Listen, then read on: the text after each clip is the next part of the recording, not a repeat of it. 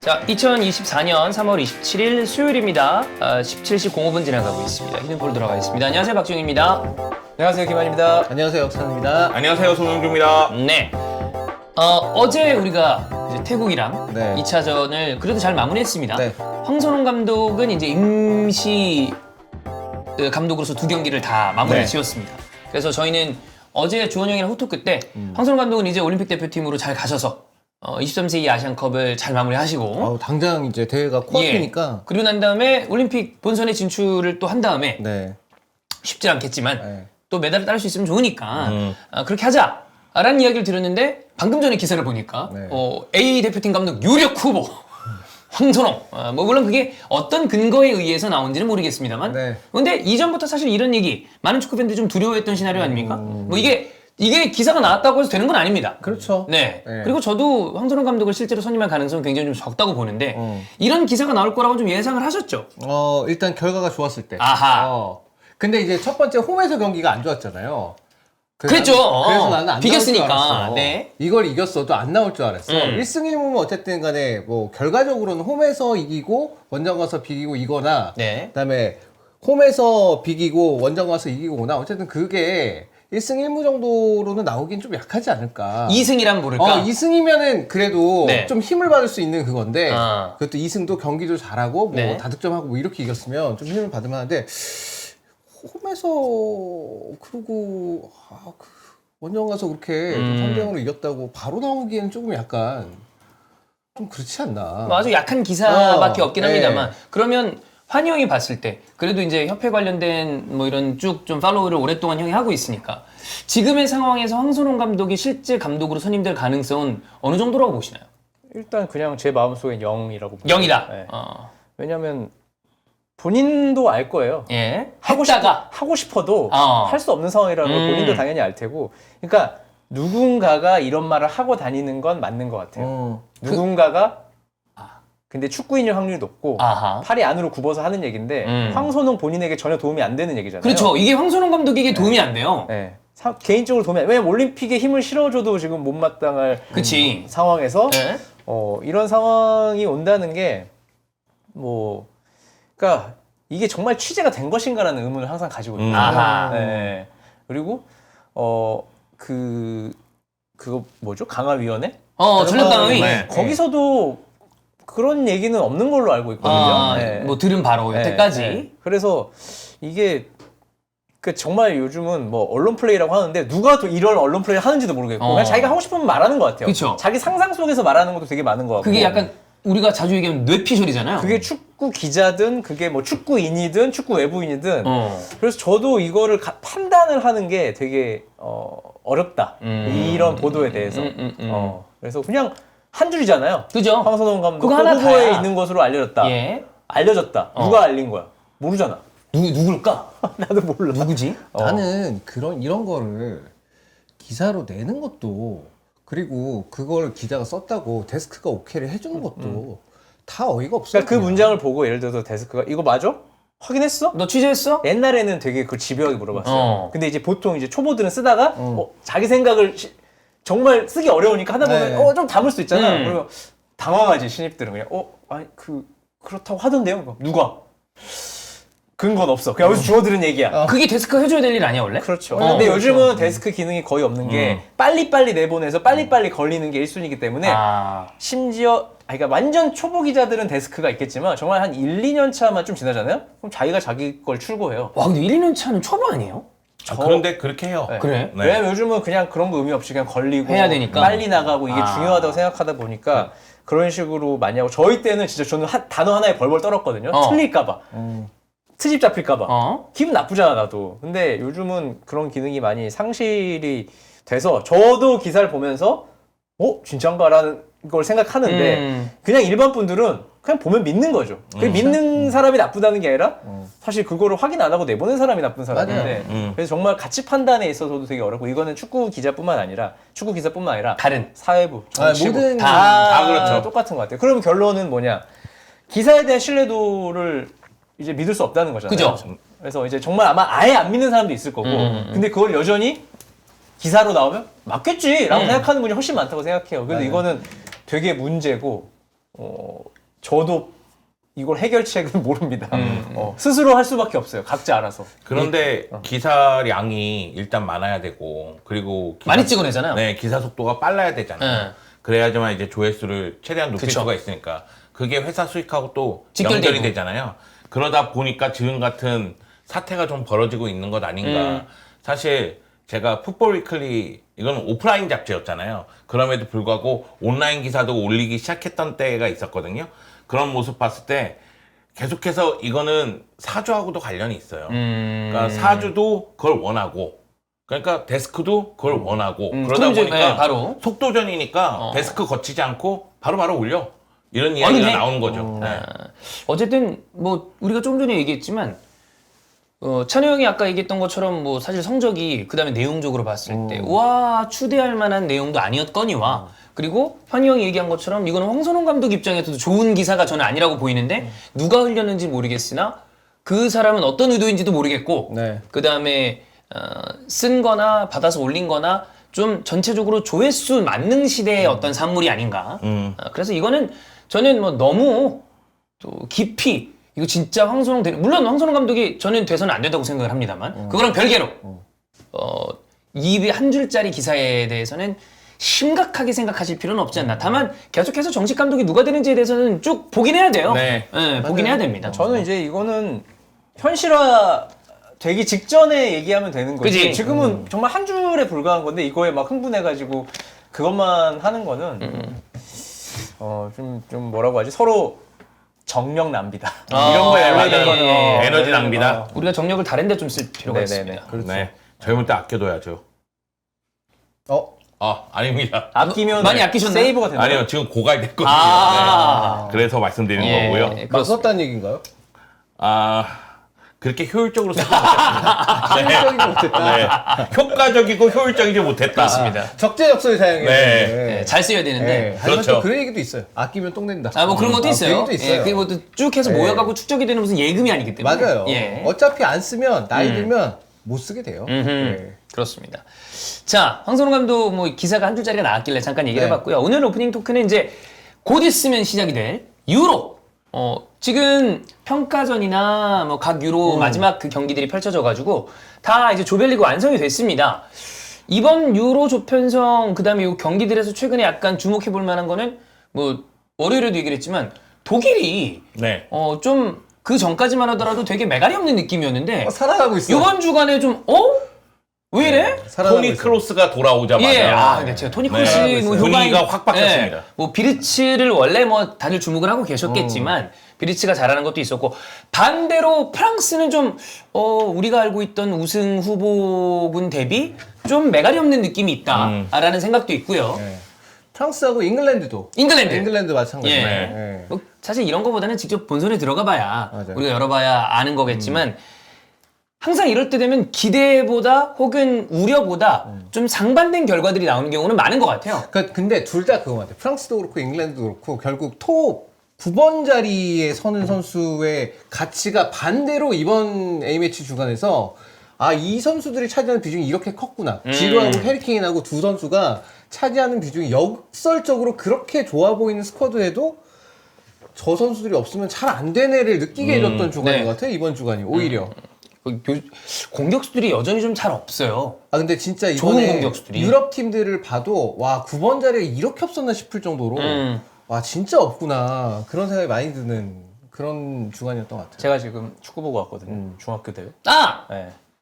9번은 뭐라고 하지? 장기적으로 볼 때도 이 선수가 프로에 가서 9번으로 성공할 확률이 제일 낮다고 보거든요. 저는. 그런가? 모든 포지션 가운데. 왜냐면 한 자리고 일단. 그렇지. 외국인이 투톱서도 외국인이 한 자리를 어쨌든 차지할 그래, 거고. K리그 기준으로 봤을 때 외국인이 있으니까. 네. 그리고 뭐 조금 속도가 있어야 될 거고 요즘에는 뭐 힘만 옛날에는 뭐 힘만 좋아서 키 어떻게든 크고 힘 했지만 있으면 됐지.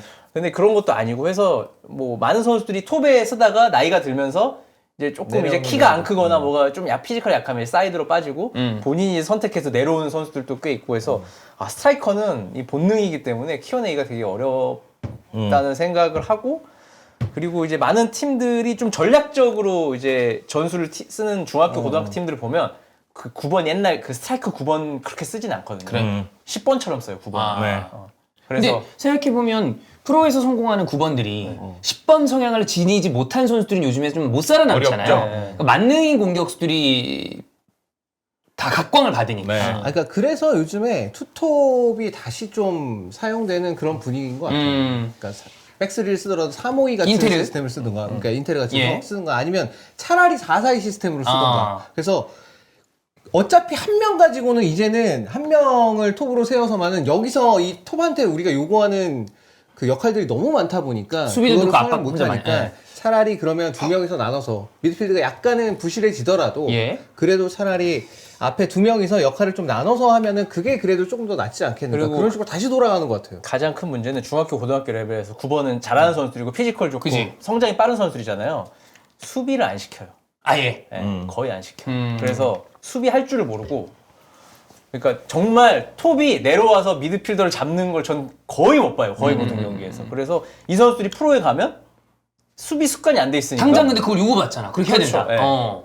정말 옛날 있잖아. 9번 그냥 앞에서 어슬렁 그냥 있다가 공 오면 이제 거기서 빵 넣어서 골 넣고 아. 승리. 이걸 하니까 유럽에 나가서도 우리나라 스트라이커들 수비력이 없으니까 그러니까 지금 몇몇배 대표팀이 막 해외 전지훈련 가잖아요. 스페인도 예. 가고 독일도 가는데 다 이가 공격은 잘하는데 공격수들의 미드필더들이 수비가 전혀 안 된다. 그게 뭐 수비력과 똑같은 말은 아니지만 요즘에는 모든 포지션에 그 경기 영향력에 대한 이야기를 많이 하잖아요. 많이 하죠. 내려와서 연계도 해줘야 되고 수비 압박 다 같이 해줘야 되는데 근데 그러면 좀 반대로 좀 어린 친구들한테 그때부터 그런 마인드를 좀 심어주면 걔는 나중에 성공할 확률이 좀 늘어나겠네? 근데 왜냐면 중학교 고등학교팀이 이기려면 어. 어쨌든 걔들이 내려 수비하면 다 같이 밀고 올라가기 힘들잖아. 그러니까 그냥 앞에 한두 명 남겨놓고 수비 빡세게 했다가 넌 받고 골만 넣어. 킥을 해서 아직도 그렇게 물론 그렇게 안 하는 팀도 안 하는 있습니다만 팀도 있어요. 많은 팀들이 결국 중요한 순간에는 그런 축구를 합니다. 근데 이기려고. 그게 이기는 축구고 더 효율적인 축구라고 생각을 하는 거죠. 네.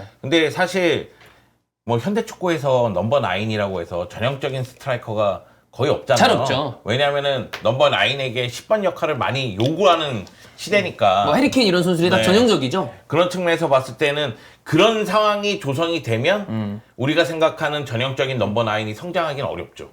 왜냐면은 어린 선수들도 자신의 롤 모델이 있어야지만 그렇게 성장을 하거든요. 네. 그런데 그런 유형이 없잖아요, 거의. 그래서 제가 경기 보다가 이제 슬기랑 진성이랑 봤는데 야 우리나라는 공격수 수비 법적으로 하면 안 되냐? 아니 너무 안 하니까. 근데 선수들 잘못이 아니라 그 선수들은 예를 들어 하는 대로 하겠지 뭐. 수비하는 팀에서 이제 다시 뭐 학년이 올라가서 지도를 받잖아요. 그러면 약간 공격수도 수비하는 거였어 이런 반응이에요. 안 해봤으니까. 안 해봤으니까. 안 그러니까 해봤으니까. 이거 유소연 선수의 문제가 아니라 지도의 문제인데, 그러니까 전략적으로 수비 안 하는 시간대가 있지만 기본적인 거는 수비를 같이 하고 같이 올라가서 플레이를 해야 되는데, 이거는 너무 늦게 배워요 그거를. 역시 그런 방법들 너무 늦게 배워. 우리가 이따 얘기하겠지만 네.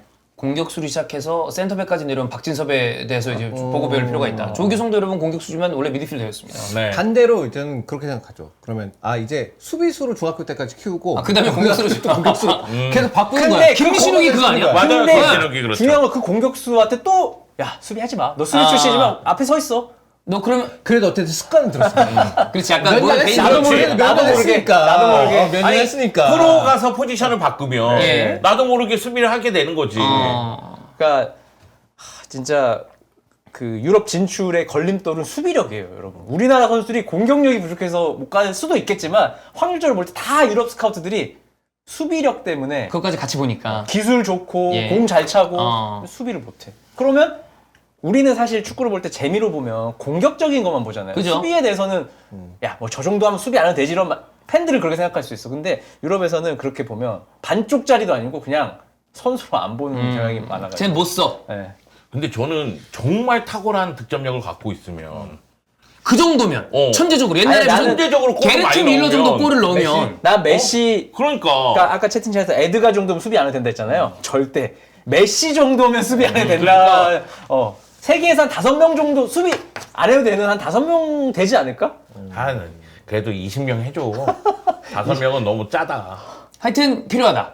필요하다. 네. 필요하다. 예. 필요하다가 아니라 필수적이다. 근데 요즘은 전방부터 공격수가 압박하는 걸 매우 중요시 여기잖아요. 엄청 중요하죠. 왜냐면 공격수가 1차적으로 압박하면 상대 공격 방향이 정해지니까 그렇게 좀 그 다음에는 진영이 갖춰지잖아요. 예. 그래서 첫 번째 수비수가 가장 중요하다는 이야기를 클롭 감독이 굉장히 많이 했거든요. 홀란드 보세요. 그래 엄청 떠댕겨. 엄청 이렇게 수비할 때 뒤에 확인하고 앞에 확인하고 그 홀란드가 수비하는 위치가 있거든요. 그러니까 그 수비라는 게 막 뛰어가서 압박을 하라는 게 아니라 위치를 잡으라는 거거든요. 못 나오게. 홀란드가 잡는 펩이 지시한 수비 위치가 있어요. 그거 보면 아 홀란드는 수비를 막 안 하는 것처럼 보일 수 있어. 어떤 상황에 대해서. 근데 수비에 대한 그런 방향에 대한 마인드도 있을 마인드가 거고. 되게 확실한 그게 선수라서. 없으면 가격자를 쓰지도 않을 맞아. 거예요. 펩은 맞아요. 특히나 안 써 그런 네. 공격수를. 일부러 안 썼잖아 그래가지고. 그래.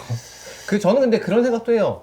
그게 수비적인 마인드셋을 갖추는 것도 있지만 어쩌면 체력의 문제도 있지 않을까? 체력적으로 수비에까지 힘을 쏟으면 뭐 골을 못 넣는다든가 오히려 뭐 그런 식으로 체력적인 문제도 일부는 있지 않을까라는 생각도 해요 가끔. 그렇습니다.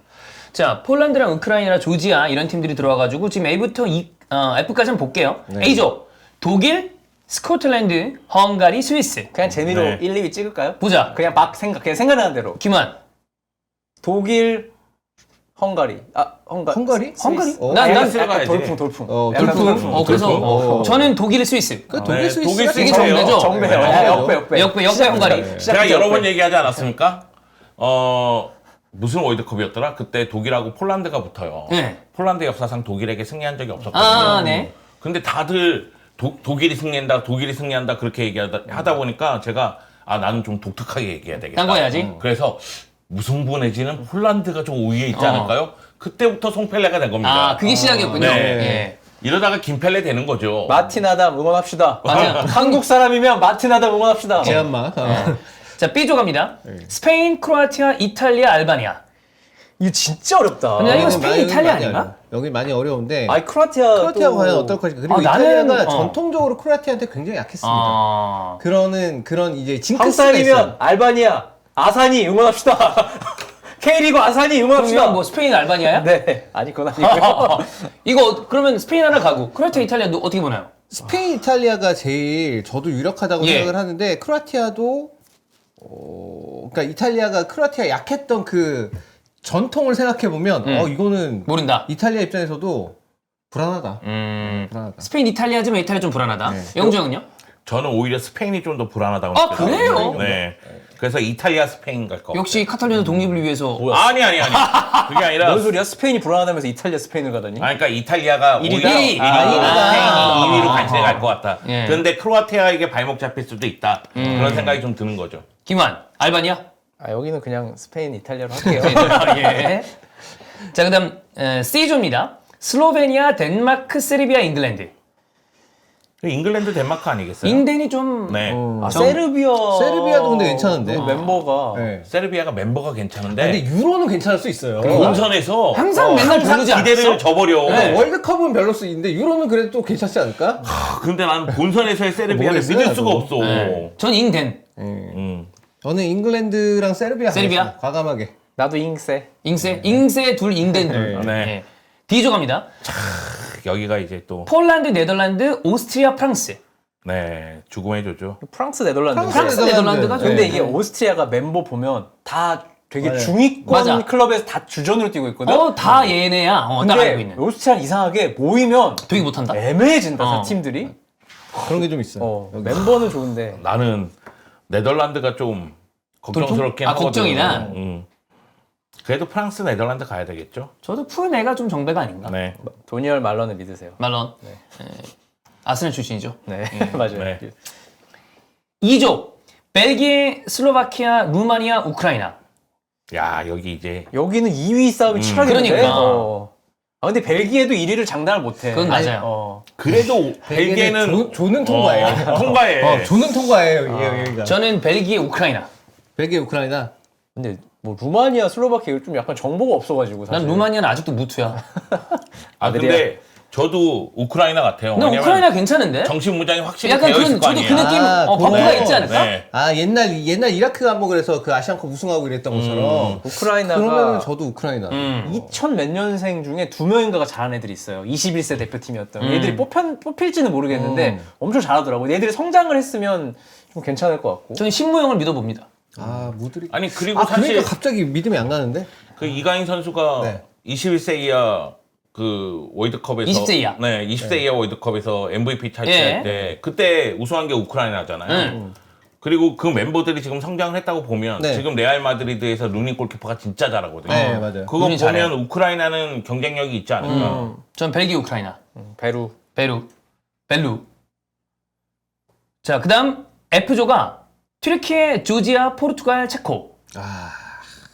야, 2조 F조가 좀 어렵다. 아니 B조랑 좀 섞지. 네, B조가 너무 어렵고. 죽음의 조는 아닌데 오히려 더 어려운 조. 네. 그러니까 오히려 예측이 좀 어려운 네. 죠. 근데 티르키예랑 포르투갈이 정배 아닐까? 티르키예 저도 좋지 튀르키예, 않나? 포르투갈이 좀 괜찮아요. 예, 정배 쪽이 많이 아닌가. 괜찮아요. 한국인이라면 또 네. 바코를 한번 바코 이미 중국에 갔지만 몸 담았었으니까. 어. 영주 형은요? 이 키포? 튀르키예는 예.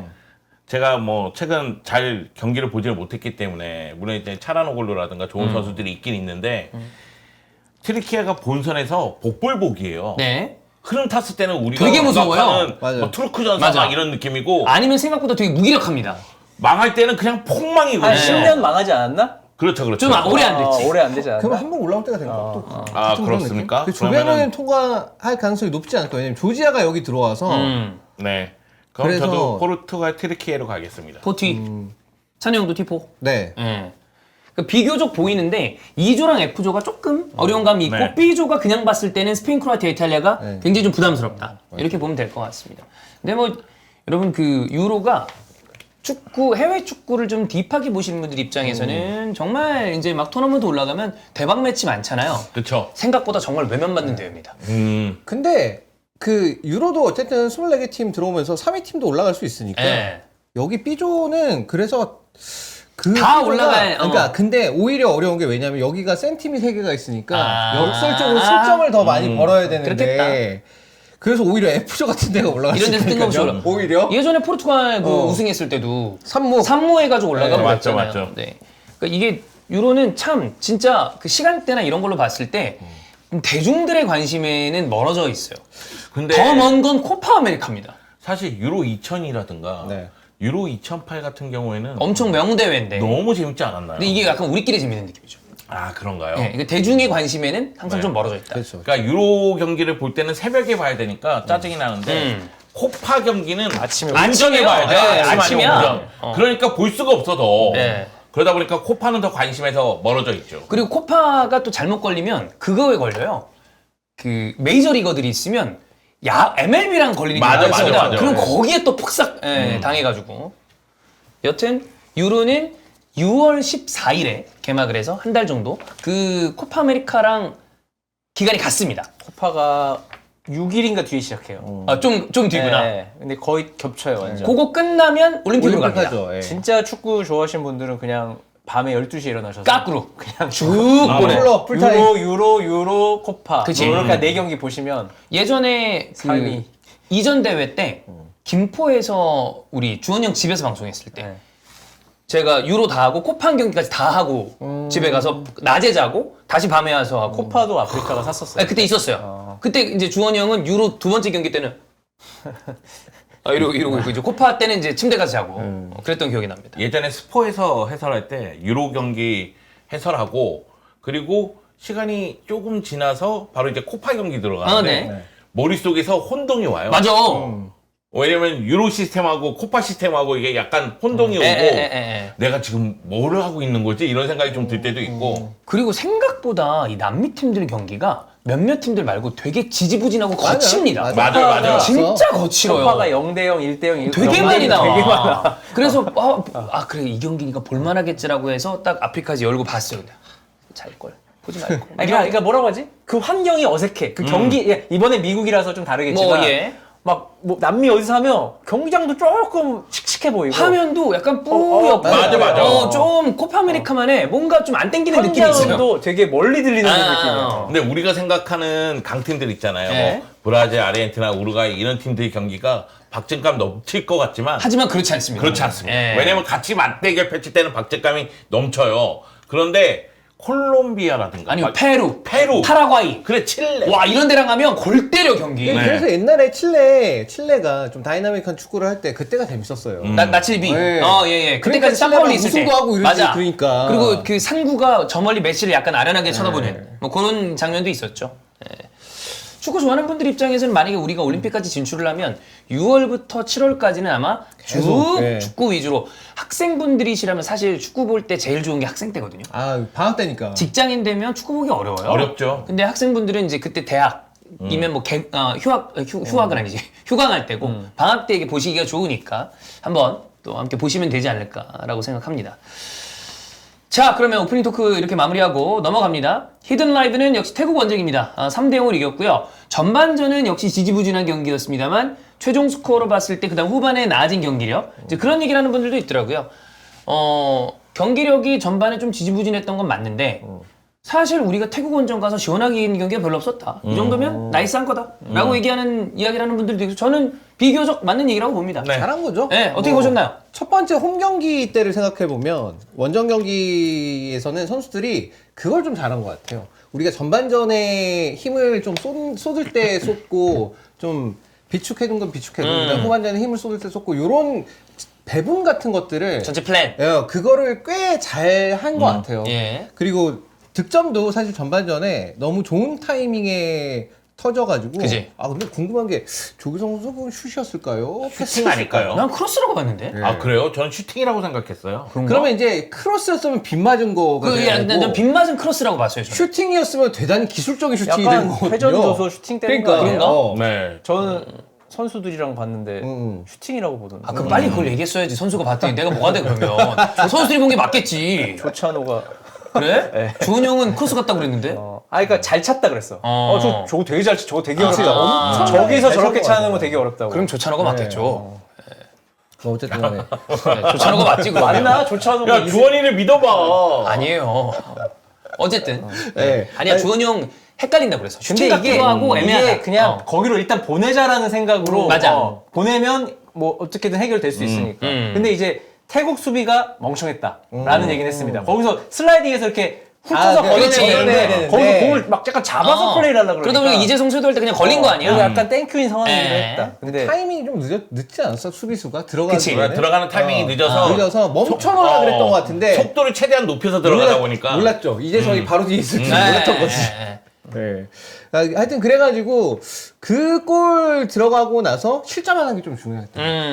잘 버텨내서. 그때 아마 슬로우 때문에 좀 늦게 우리가 봤는데 김문환의 스로인이 미스가 났던 걸로 기억을 해요. 아, 맞아요. 그 슈팅 먹혔으면 이것도 완전 처음에? 헬파티 됐습니다. 네, 처음에. 전반. 네 전반. 근데 그게 그래도 조윤호한테 막히면서 후반을 도모할 수 있는 그림이 나왔는데 영정은 좀 어떻게 보셨나요? 전체적으로? 저는 황선홍 감독이 홈에서 펼쳐진 경기 1대1 무승부 기록하면서 그 경기를 통해서 복귀를 많이 했구나 그런 생각이 들었어요. 태국이 어차피 전반전 한 20분, 후반전 20분 시작하면서 압박이라든가 속도 그리고 기동력을 앞세워서 괴롭히는 축구를 많이 하니까 이기는 축구를 하기 위해서는 그냥 롱패스 그리고 조규성 머리를 겨냥한 다음에 세컨볼 그리고 나서 그 지점부터는 이강인의 패스 손흥민의 스피드 그 부분을 이용하려고 노력을 했고 백승호, 황인범 선수를 같이 기용한 것도 처음에는 이해가 됐어요. 왜냐하면은 결국은 롱패스를 이용한다면 백승호 선수의 롱패스를 이용하는 경우가 많을 것이고 그리고 황인범 선수가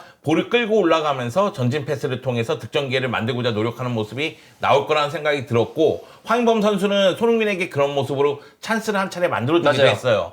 근데 이제 백승호 선수가 이 위치에서 좀 아쉬움이 있었고요. 그리고 황인범 선수가 김문환 선수가 올라갔을 때 오른쪽 측면으로 내려와서 1차 빌드업하는 모습. 그러면서 이강인이 안쪽으로 들어오고 김문환이 이제 윙어처럼 올라가는 예. 모습도 상당히 인상적이긴 했습니다. 그래서 황선홍 감독이 홈에서 1대1 무승부 이후에 이 경기 이기기 위한 축구를 확실하게 준비를 했구나 그런 생각이 들었고 이재성 선수의 골이라든가 손흥민 선수의 골이 들어가는 순간 이건 첫 번째 기선제압, 두 번째는 승기를 확실히 잡았다. 그런 생각이 들었습니다. 여기다 이제 김민재의 활약, 조현우의 선방, 예. 그러면서 무실점을 기록했는데 이 경기는 저는 황선홍 감독의 선택에 대해서 100% 이해해요. 이해한다. 왜냐면 황선홍 감독이 밑에서부터 뭔가 짜임새 있게 만들어서 가기에는 시간이 너무 부족해요. 근데 이 경기는 반드시 잡았어야 되거든요. 이 경기 전 경기로 돌아가서 보면 결국 아시안컵 조별리그 1차전 바레인전 다음에는 90분 내에 상대를 제압한 경기가 없어요. 없죠. 그러니까 그 나쁜 흐름이 계속해서 이어지면 물론 우리가 다음 라운드에 진출할 가능성은 크긴 하지만 빨리 그것을 끌어낼 필요성이 있었거든요. 그러니까 황선홍 감독은 이기는 축구에 초점을 맞췄고 그래서 3대 0으로 이겼고 그러면 이건 100% 만족할 만한 결과다. 결과를 노렸는데 어쨌든 결과를 냈기 때문에 황선홍 감독은 뭐 요건 또 성과가 있다. 예. 근데 저는 백승호 선수의 계속된 기용에 대해서는 약간은 좀 회의적이에요. 왜냐면 백승호 선수에 대해서 황선홍 감독이 그 전에 이제 그 연령별 대표팀 할 때부터 이제 백승호 선수를 좀 중요한 편이었었잖아요. 예. 중요한 편이었었는데 좋아해요. 백승호 선수가 어쨌건 간에 능력이 있는 선수인 것도 알겠으나 이 뭐 벤투 감독도 어쨌든 간에 백승호 선수 좋아했으니까 그쵸. 그러니까 능력이 있는 선수인 건 알겠으나 지금 같은 체제에서는 불안함이 좀 더 큰 것 같아요. 결국에는 이 선수가 황인범 선수하고 백승호 선수를 둘 다 이제 놓고 기용을 했을 때는 조금 더 불안한 부분이 좀 더 커진다는, 그러니까 리스크가 좀 더 커진다는 느낌이 들어서 이 부분에 대해서는 조금 더 안정적인 선수를 기용하는 게 낫지 않나 싶고, 그다음에 황인범 선수도 결국 이제 황인범 선수가 잘하는 거는 앞쪽으로 전방적으로 굉장히 도전적이고 모험적인 패스를 자주 시도할 수 있는 선수인데, 그러려면 이 선수가 공을 상대 골문 쪽을 바라보고서 받을 수 있는 환경이 좀 만들어져야 돼요. 아니 본인이, 그러니까 동료들이 도와주거나 아니면 본인이 이제 그런 식의 움직임을 좀 자주 가져가서 그렇게 쉽게 돌아설 수 있는 움직임이 나오거든요. 근데 그러한 배려가 전혀 없는 상황에서는 황인범 선수는 지금으로서는 그 찬스 내준 거 그거 한 번 제외하면 대부분은 그냥 등지고 계속 공을 받으니까 네. 그 다음에 플레이가 후속 동작들이 계속 이어지지를 못하는 거예요. 이거에 대해서도 미드필드 구성이 어쨌든 이 경기는 쉽게 이겼지만 3대 0이면 뭐 보이는 결과는 쉽게 이긴 것처럼 네. 보여요. 근데 그것과는 별개로 미드필더들은 굉장히 좀 고전했다는 경기라고 생각이 드는데, 여기에 대해서는 뭐 황선홍 감독이 이제 뭐 임시 감독 끝났으니까 그런데 다음 감독, 그다음에 그 다음 감독이 누가 될지 모르겠는데 그분은 이거에 대해서는 좀 많이 신경을 써야 될 것 같아요. 고민해볼 필요가 있다. 네. 중원 조합. 제가 네. 홈에서 펼쳐진 1대1 무승부 경기에서 달라진 점이 최전방에 주민규 빼고 조규성을 조규성. 투입하면서 아까 얘기한 롱볼 예. 그리고 공중볼 다툼 시켰죠. 그리고 정우영 선수를 오른쪽에 배치했는데 효과가 많지 않았단 그래서 말이에요. 이강인으로 바꿨죠. 네, 그래서 이강인 선수가 선발 출전하고 그 밑에 김문환을 뒀고 네. 그것이 효과를 발휘하는 경기예요. 그런데 1차 홈에서 펼쳐진 1대1 무승부 경기에서 문제점 중에 하나는 중앙에서 황인범과 백승호를 같이 기용을 했는데 동선이 겹치는 모습이 있었고, 또 하나는 미드필더 라인과 수비 라인의 간격이 벌어져 벌어져 버려요. 있어요. 근데 그 문제는 이 경기에도 또 드러났어요. 그렇기 때문에 전반전 끝나고 백승호를 빼고 박진석을 투입했다고 저는 생각을 해요. 요거에 대한 대처도 나쁘지 않았다는 생각은 듭니다. 다만 다음 감독이 왔을 때 황인범하고 백승호 선수는 물론 스타일은 다르지만 일단 공격의 시발점 역할을 하는 선수라는 측면에서 롤이 비슷할 수가 있단 말이에요. 그러면 좀 다른 유형의 미드필더를 섞어 쓴다. 파트너로 붙이는 게 좋지 않겠느냐. 네. 그래서 박진섭이라든가 정호연이라든가 이런 선수들을 좀 붙여보면서 좀 테스트를 할 필요성이 있다는 생각이 들어요. 그 조찬호 선수는 뭐라고 봤나요? 정확히 기억이 안 예, 나는데 일단 그 황선홍 감독이 잘하는 축구로 그냥 한 것 같아요. 옛날부터 했던 축구로 한 것 같고, 롱볼을 많이 썼고 뭐 비중이 얼마나 늘었는지는 모르겠지만 롱볼 비중이 확실히 1차전 첫 번째 홈 경기보다는 좀 확실히 많이 때렸어 앞으로. 늘었다고 생각해요. 그냥 단순하게 가자. 왜냐면 일단 덥고. 근데 태국 선수들이 더 더워하는 것 같아요. 그러니까 우리보다 되게 힘들어하더만. 전반에 2명이 부상으로 나갔어. 네, 엄청 근데 더워해. 그 얘기는 옛날부터 많이 들었어요. 카타르 같은 데서 뛰는 선수들이 들어보면 나도 더운데 얘들 똑같이 덥다. 뭐 더운 거니까 다 같이 더운 거니까 뭐 누가 뭐 국적이나 이런 거에 상관없이 이런 거 다 똑같은 거고 해서 그냥 좀 단순하게 가자. 어쨌든 개인 기량은 우리가 앞서 있으니까 단순하게 가자라는 생각이 들었고, 롱패스가 그래도 1차전보다는 훨씬 더 잘 연결이 됐고, 다만 아쉬운 건 이제 롱패스를 받은 선수가 혼자 앞에서 받았다는 거죠. 그러니까 그래도 한두 명이 더 같이 따라붙으면서 롱패스를 하면 그렇지. 태국 수비진이 일제히 당황해서 돌아서 뛰기 때문에 엄청나게 이제 체력 소모도 심해지고 했을 텐데, 계속 이제 손흥민이나 위쪽으로 때려 넣으니까 손흥민이 잡았을 때 수비수가 따닥따닥 붙어서 2명 붙으면 그럼 힘들죠. 손흥민이 2대1을 이겨내야 되잖아요. 예. 아니면 기다렸다가 누구 뒤로 들어오면 그렇지. 돌아뛰는 줘야 돼. 그러면 또 이미 수비지가 들어가 있고, 이런 부분들은 조금 아쉽다. 동시에 2명이나 3명이 딱 들어갔으면 태국 수비진이 엄청 당혹스러워하죠. 부담스러웠을 텐데 계속 혼자 들어가니까 어쨌든 1대1 상황은 계속 마련되니까. 그래서 그런 상황에 대해서 준비를 많이, 그러니까 준비할 시간도 없었을 뿐더러 임시 감독이니까. 많이 그렇게 준비를 못한 것 같긴 해요. 그러니까 뭐 잡았을 때 한 두세 명이 같이 들어가긴 하는데 들어가는데 그러면 이제 진짜 연습을 많이 했으면 네. 딱 내가 잡았을 때 저기 들어갈 거야. 그래서 어쨌든 신임 보내는 신임이라도 그런 방향이라도 맞아서 이제 들어가는데 그것도 잘 안 나오니까 잡고 그다음에 왔나? 안 왔네? 그러면 이제 하는 거고 잘 봤나? 왔는데 패스 주기 어렵다. 약간 이런 느낌이어서 확실히 훈련은 그거에 대해서 많이 그렇게 시간을 못 쓴 것 같은 느낌이 들더라고요. 그러니까 황선홍 감독이 이 경기 끝나고 나서 얘기한 부분 중에 하나는 그거잖아요. 그러니까 21일 날 홈에서 태국과 경기하기 전날 하루 연습하고 경기에 들어갔다. 그리고 20일 날 모여서 훈련한 것부터 뭐 태국 이동한 것까지 다 치더라도 26일 날 경기잖아요. 그러면은 6, 7일 발 맞추고 이 경기 치렀다는 얘기잖아요. 그러면은 훈련할 수 있는 시간이 부족했던 건 분명한 사실이고, 또 하나는 해외 리그에서 온 선수들이 컨디션이 조절하기가 너무 어려웠다는 이야기를 했거든요. 그런 측면에서 봤을 때는 황선홍 감독 입장에서도 사실 홈에서 펼쳐진 경기, 그 경기 뭐 1대1로 끝났지만은 이 경기는 3대0 나온 거는 어떻게 보면 최상의 결과를 끌어낸 거다. 전 그런 생각이 들어요. 네, 진짜 이강인 선수 얘기를 안 할 수가 없는데 돌아서는 거랑 패스의 공을 질이라다. 뿌리는 거에 대해서는 왜 뭐 파리 생제르맹의 이 포지션이 바뀌어도 루초가 계속 쓰고 있는지를 알 수 있는 장면들을 번뜩번뜩 만들어 주니까. 아니 근데 결국 이 경기 첫 번째 이강인 골, 선수- 두 번째 골 다 다 이강인이에요. 이강인 선수가 네, 만들었죠. 맞아요. 그래서 그 덕에 우리가 전체적인 경기는 그런데 아마 요 그림이 상암에서 나왔으면 6만 5천 관중의 이 우레와 같은 박수와 열광을 받았을 텐데 이강인 어시스트 소니 골 나온 다음에 포옹하고 마지막에 소니 인터뷰까지 이제는 더 얘기를 안 하겠죠? 네. 여기에서 더 얘기하는 분들은 그냥 끝까지 얘기하실 분들이니까 눈 외로치고 네. 평생 얘기예요. 그거는 이제 끝이야. 그분들은. 은퇴해도 얘기해요. 네. 그분들을 제외한 어떤 다른 그러니까 좀 상식적인 축구 팬들은 이제는 이제 여기에 대해서는 다 녹았다라고 봅니다. 네. 네. 그리고 정말 야 이렇게 되면 어떨까라는 생각을 했는데 딱 그 그림이 나와가지고 네.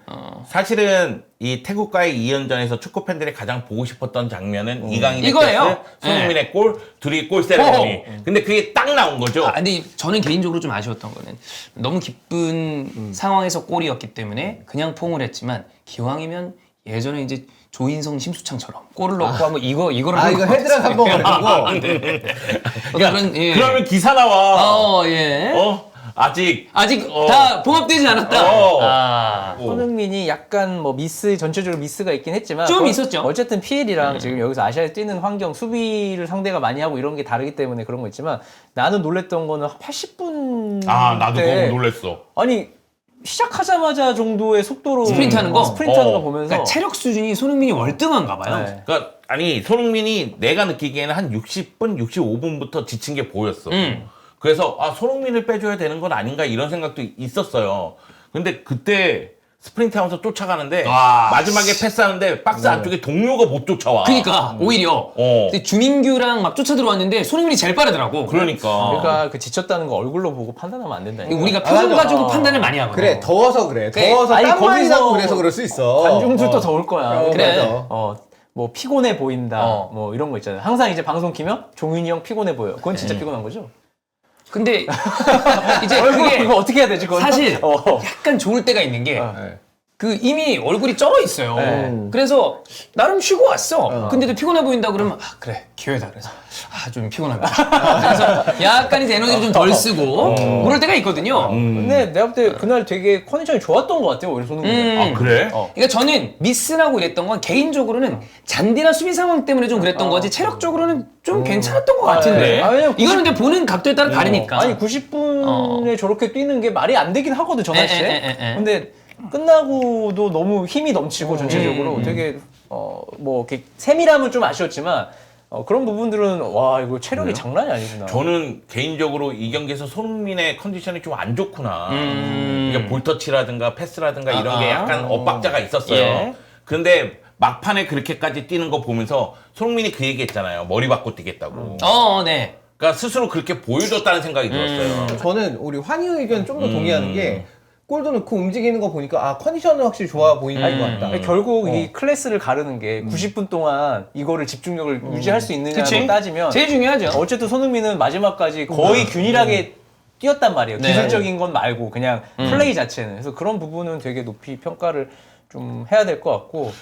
와, 근데 진짜 끝나고 진짜 땀이 땀이 너무 많이 나더만 진짜. 근데 나는 그 짤 같은 걸 보면서 너무 놀란 게 손흥민 선수가 진짜 힘든 경기였잖아. 힘든 경기죠. 근데 골 넣고 나서 이강인과 포옹도 하고 그리고 카메라만 달려가서 하이파이브도 네, 하고 하고. 카메라 보면서 웰컴백 준호도 하고 맞아요. 손준호 선수 돌아온 거에 대해서 네. 이제 친구가 돌아온 거에 대해서도 이야기를 하고 그리고 경기 끝나고 나서 태국 팬들 다 해주고. 다 박수 네. 치면서 필드 한 바퀴 돌고 그리고 호텔인가 어디서 휠체어 탄 뭐 태국 팬이 그 뭐 사인해 달라고 막 이러니까 들어가다가 다시 나와서 또 사인해 주더라고.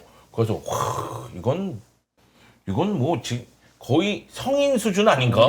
막 이런 생각 들 정도로 너무나 잘해줘가지고 너무 놀라웠어요. 아니 근데 네. 저는 그거 이쪽에 있던 그 부심 걔 왜 이렇게 못 봐? 옵사를 아니 못 보는 줄에 깃발은 또 더럽게 빨리 엄청 들어. 빨리 들어. 엄청 빨리 들더라고. 주심은 또 그걸 보고 바로 휘슬을 불어. 그리고 어제 주심 뭐하는 인간들이야? 진짜 간만에 야. 네. 그 뭐 PL 라리가 세리아 분데스타 빙신 심판들이 있는데 그래도 뭐 그냥저냥 국가대항전은 볼만했다라고 생각을 합니다만 뭐 이전에 그 몇몇 있었던 것처럼 얘 왜 이러냐? 오랜만에 좀 보네. 맞아. 그래 네. 요르단 출신 그거 아. 요르단 출신. 예. 아니 요르단이면 우리한테 잘해줘야 되는 거 아니야? 결승 갔잖아. 진짜. 우리 덕분에 간 게 아니잖아요. 우리가 못해서 간 우리 거잖아. 덕분에 갔지. 우리가 못해서 지들이 간 잘해서 간 거예요. 그렇게 아. 보면 안 돼. 크리스만 덕분이라고 생각하나? 그래, 그럴 수도 있죠. 독일한테 잘해주겠구만. 진짜. 아쉽네. 미국 아닙니까? 크리스마는 약간 미국인 미국이네. 느낌이기 때문에. 네. 미국인인가? 그렇습니다. 자, 어쨌든 손이랑 이강인은 참 올 초에 큰 여러 가지 이슈를 겪었는데 본인들이 이 월드 클래스임을 경기적으로 증명을 하면서 이것이 바로 킹구로 보답하겠다. 네, 뭐 이제는 더 이상 얘기가 나올 게 없다라고 봅니다. 자, 두 번째는 역시 어제 그 자막 올린 게 쿠팡이었나요? 박진섭. K3가 쿠팡이었죠? 쿠팡으로 봤어. 그 박진섭은 아마 K리그를 오래 봤던 분들은 제가 박진섭을 인식했던 게 안산 때부터였어요. 네, 맞아요. 네. 근데 K2 중계를 많이 하면서 아 그때 그 광주의 외국인 브라질 공격수 누구죠? 펠리페.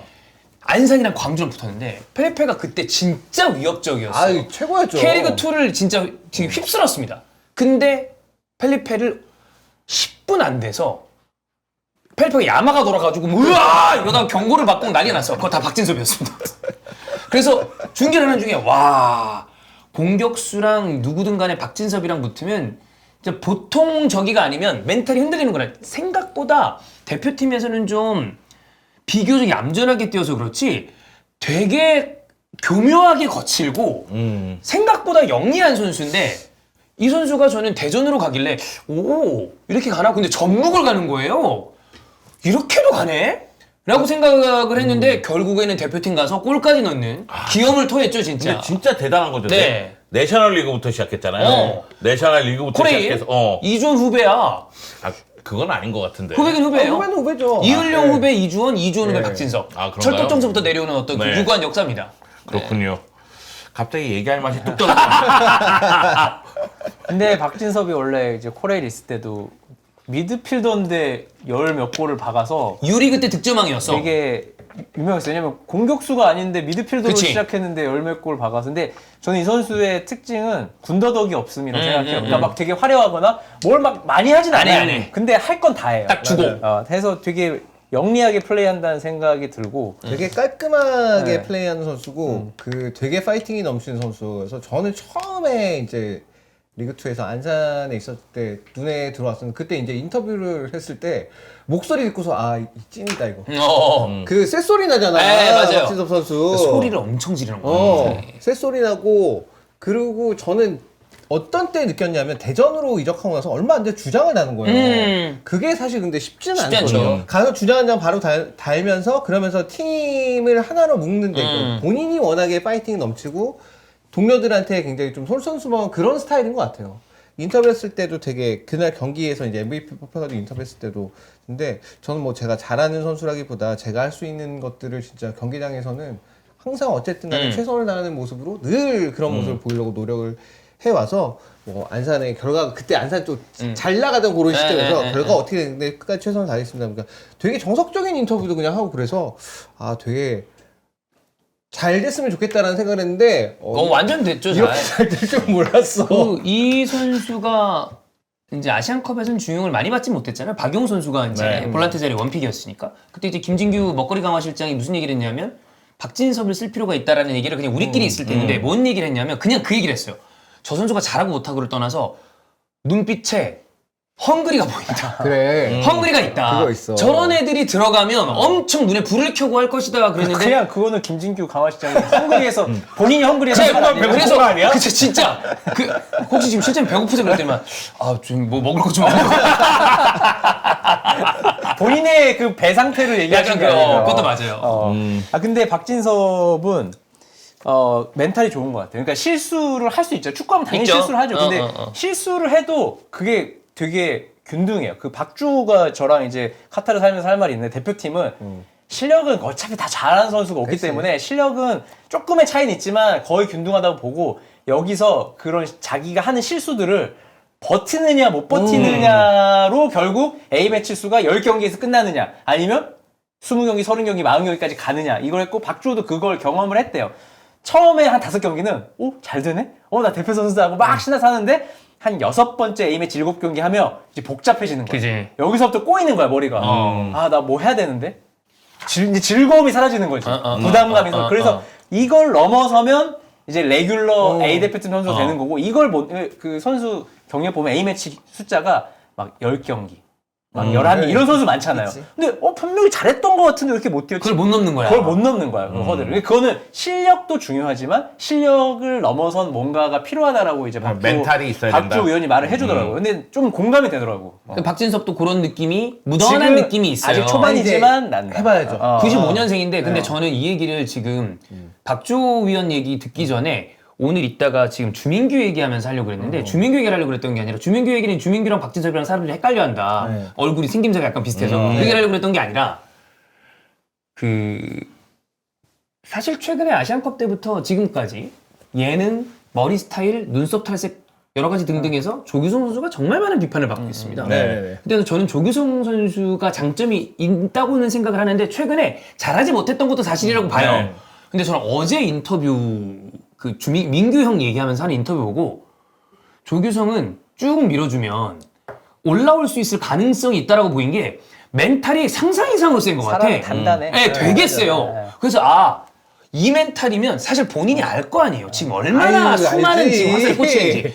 근데 DM으로도 욕 몇천 개씩 할걸? 말도 안 되게 받을 텐데 민규 형한테 배울 거 배우고 이렇게 이 얘기를 듣는 거 보니까 이 친구는 계속 있다 보면 어느 순간에 올라오지 않을까라는 생각이 좀 들었어요 어제. 그래서 다행이다. 왜냐면 이러다가 사실 좋은 재능일 수도 있는 선수가 날아가는 경우가 너무 얼마나 많아요. 근데 조규성은 그 성장하는 과정을 봤을 때 위에서 뭔가 아래를 내려보는 스타일이 아니라 밑에서 위를 바라보는 스타일이에요. 항상 그랬죠. 안양 항상 상서부터 뭐 그래왔어요. 그래왔고. 그러니까 전북에 처음 갔을 때도 그때 부진하면서 엄청 비판 들었을 때 그때도 새로운 선택을 하면서 활로를 개척을 했고 그리고 또 해외로 이적할 때도 팬들이 비판이 굉장히 컸잖아요. 네. 그럼에도 불구하고 자신이 미틀란으로 가서 또 미틀란에서 종합을 잘했고. 펼치고 있고 네. 다만 이제 조규성 선수의 장단에 대해서 축구 팬들이 이제는 확실하게 알게 된 거죠.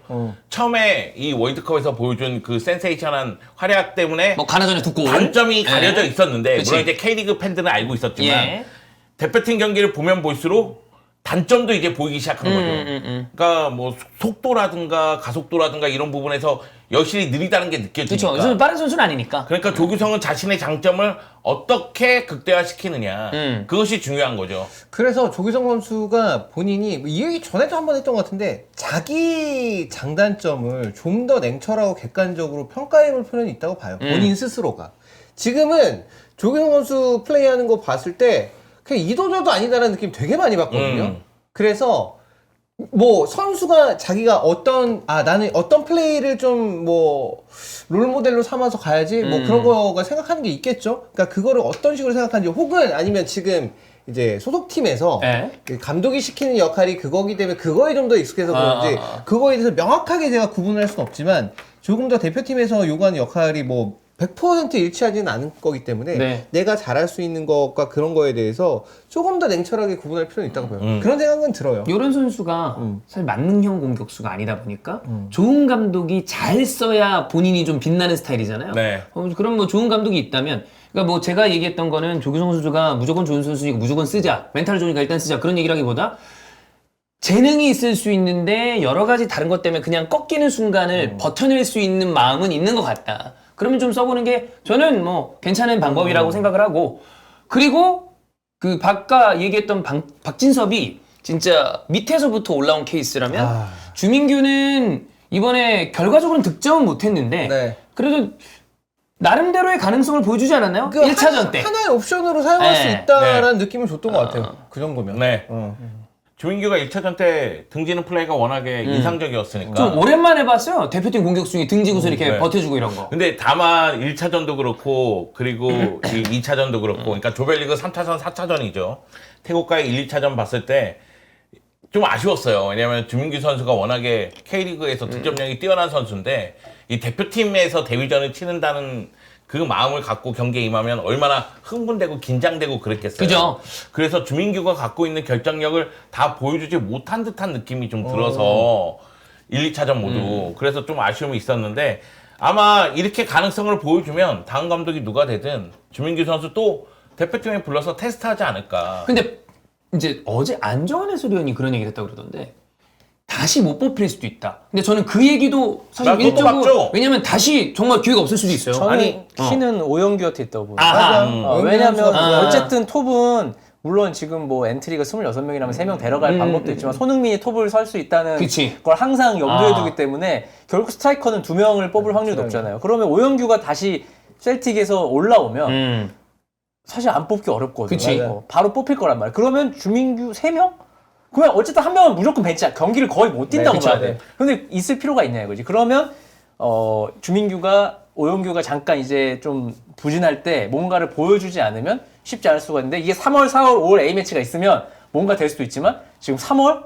6월. 없어. 6월이야. 그럼 그 사이에 오영규가 뭔가 수정을 해서 올라올 수 있으면 그치. 그러면 또 쉽지 않아질 냉정하게 말하면 예. 쉽지 않아질 수도 있다는 거죠. 근데 저는 개인적으로 생각했을 때 최전방에서 뛰는 스트라이커들은 위치가 거의 비슷하다고 생각해요. 그러니까 새로운 감독이 와서 이 6월에 대표팀을 소집할 때 그때 폼이 좋으면 그 선수들을 데리고 오겠죠. 네. 근데 결국은 뭐 조규성, 주민규, 오영규 모두 불러서 테스트를 한 번씩 해볼 겁니다. 6월이 아니더라도 나중에 한 번 더 불러서 테스트를 해볼 거라고 생각을 하고요. 그리고 아까 제가 얘기했다시피 조규성도 스피드하고 투박함이 있기 때문에 이런 부분에 대한 약점을 좀 크게 보는 감독이라면 조규성도 위태로울 수 있죠. 그럼요. 다시 뭐 네. 명단 안에 못 들어올 수도 있는 거니까. 그렇죠. 자, 그래서 손흥민, 이강인 얘기했고 박진섭 얘기하면서 주민규랑 조규성 얘기도 했습니다. 그 이외에 좀 체크해볼 만한 선수가 김문환 선수가 이제 오랜만에 맞아요. 오른쪽 사이드백에 네. 있었는데 어떻게 보셨나요? 저는 괜찮았다고 봐요. 괜찮았다? 네. 월드컵 때 보였던 그 정도의 퍼포먼스는 아니었으나 그래도 우리가 항상 풀백들에 대해서 좀 그 월드컵 이후에 계속 답답했거든요. 그리고 뭐 아무래도 계속 답답하고 풀백 어떡하냐 막 풀백 걱정만 좀 했었는데 그래도 김연아 선수 저 정도면 그래도 좀 믿고 맡길 수 있겠다라는 생각이 좀 오래간만에 들었어요. 물론 이것도 상대가 태국이라 마냥 이건 이제 우리 오른쪽은 걱정이 없어 이건 아니지만 그래도 오래간만에 이제 측면에 있는 선수들 윙어하고 풀백이 서로 좀 도움을 주고받으면서 우측의 활로를 좀 여는 모습들을 많이 봤던 것 같아요. 풀백은 당분간은 취향 차이로 가지 않을까요? 감독의 취향 차이. 그럼 좀 고만고만하니까. 실력 차이가 되게 큰 느낌은 아니라서. 근데 김문환 선수 저는 아쉬운 게 너무 말라 보여요. 좀 이렇게 보면 안쓰러워. 안쓰러운 느낌이 이제 약간 그 김진영 느낌인데 좀 여기가 점점 그 전원책 변호사처럼 되는 것 같아. 뭘 좀 먹어야 되는 거 아닙니까? 그런 느낌이 있죠. 그러니까 봤을 때 안쓰러운 느낌도 있지만 정말로 빠르겠다. 뭐 그런 느낌도 그런 있습니다만. 느낌도 있긴 예. 있죠. 네, 어차피 저는 무한 루프라고 하죠. 무한 루프란 걸 압니다. 김은환이 또 한 번 실수하잖아요. 다시 서령우. 서령우 써라. 서령우 다시 써잖아요. 혹시 황재원이나 최준 가능성 없나요? 황재원 가능성 황재원은 있죠. 가능성 있죠. 난 황재원, 최준 둘 다 가능성 네. 있다고 봐요. 왼쪽에는 뭐 예를 들어 이태석이나 아니면 네. 박규현. 네. 아니 새로운 감독이 보겠죠. 저는 최준 선수도 스피드가 워낙에 뛰어나기 때문에 그러니까 빠른 스피드를 이용한 커버 플레이가 좋더라고요. 그래서 최준 선수도 가능성이 있다고 생각하고 황재원 선수도 가능성이 있다고 무한누프 생각하고 있잖아요. 정우영. 수비형 들 정우영 그치. 무한누프. 뭐 왜 제가 대표인지 왜 정우영 모르겠음. 뽑냐. 잘하면 뭐 또 했다가 또 다시 내려갔다가 그 있잖아, 그 매드뉴스 때 계단 그래, 계속. 어차피 그런 게 대표팀은 있어. 솔직히 손흥민, 이강인, 지금 김승미 다쳤으니까 조현우, 요정 김민재 요 정도 빼면 모두가 무한누프에 빠질 수 있는 그건 포지션이긴 해요. 근데 저는 그 오른쪽 풀백에 공격력을 좀 갖추고 있는 좀 빠른 선수가 기용됐으면 좋겠어요. 그러니까 이강인 선수가 어차피 중앙 쪽으로 들어온 경우가 많기 때문에 오른쪽 사이드 라인을 밟고 올라가는 직선적인 플레이를 하는 선수가 있으면 훨씬 더 오른쪽 측면 공격이 강해지지 않을까 하는 생각이 좀 있어서. 그래서 요즘에 주원영 미는 선수 하나 있습니다. 인천에서 윙백선을 홍시우를 한번 써보는 건 어떠냐, 막 이런 얘기를 하고 있습니다. 아, 홍시우. 네. 자, 김문환 얘기했고 그 다음에 요거 세트로 얘기할게요. 그 왼쪽 김진수, 역시 왼쪽 센터백 김영권. 이 두 선수는 사실 뭐 리그에서나 봤을 때 이래저래 여전히 최상급 선수들인 건 맞는데 요번 이 두 경기나 아시안컵까지 쭉 봤을 때 물론 김진수 선수는 아시안컵에서 거의 중용을 못 받았지만 이제 약간씩 그 정점을 찍고 내려오는 게 아니냐, 미스나 이런 걸로 봤을 때 특장점이 좀 사라지는 게 아니냐라는 얘기를 하는 분들이 좀 비중이 늘어난 것 같거든요. 근데 역시 대체할 확실한 선수가 없기 때문에 그대로 갈 가능성이 크다. 오른발을 쓰고 싶다면 감독이 예. 그러면 뭐 사실 뽑을 수 있는 선수는 센터백 쪽에서 선택지가 있는데 이제 오른발 왼발을 맞춘다고 치면 지금 뭐 김영권, 공경원이 있잖아요. 그럼 이 둘에서 저는 크게 벗어날 수 없다고 생각하거든요. 발을 맞춘다 생각하면. 왼발로 가면. 네. 그래서 당분간은 이렇게 가지 않을까. 근데 이제 월드컵이 아직도 2년이 짧을 수도 있지만 길어. 길어요. 2년 3개월이야. 그 사이에 무슨 일이 일어날지 모르기 때문에 예. 지금 당장 뭐 안 부르고 막 그게 큰 의미가 있나? 저는 그렇게 생각하지 않고 그러니까, 알아서 막 진짜 부진하면 알아서 뭔가 될 것이다. 했는데 지금 어쨌든 막 되게 뛰어나진 않지만 그냥 무난하게 한 자리 하고 있잖아요. 네. 그러면 뭐 나이 많으니까 빼자. 이거는 조금 설득력이 부족하다. 설득력이 부족하다. 그냥 알아서 대표팀이라는 게 정말 어느 순간에 알아서 쓱 바뀔 때도 있기 때문에 그죠? 세대 교체 해야지. 그렇게는 안 너 하죠. 빠져. 지금도 괜찮은데 빠져. 이거는 조금 대표팀으로서 조금 근데 저는 그걸 맞진 않다고 생각해요. 어느 조직이나 세대 교체해야지 너 빠져 했을 때 당하는 입장은 굉장히 서럽거든요. 아니 왜 그런 느낌도 와. 그런 얘기를 좀 슬픈 표정으로 하시니까. 아니 혹시 그러니까 거기에 희생양이 되신 적이 본인의 있나요? 경험이- 아니 제 친구 얘기인데 예. 그렇게 당해 보니까 네. 굉장히 서럽대요. 네. 네. 밤에 잠이 안 온다고 하던데. 그러니까 김영권이나 김진수를 선택한 이유는 그래도 황선홍 감독 입장에서는 큰 변화를 주는 것보다는 안정감 안정적으로 있게. 가자. 네. 그래서 선택한 거잖아요. 그래서 새로운 감독이 오면 또 바뀌어. 몰라 또 어떻게 바뀔 될지. 거예요. 세용 감독이 난 나이 신경 안 써. 난 무조건 왼발잡이 쓸 거고 난 잘하는 선수 쓸 거야. 그러면 김영권이 백업으로 갈 수도 있잖아. 사실. 그렇죠. 그거는 모르는 일이기 때문에. 나는 약간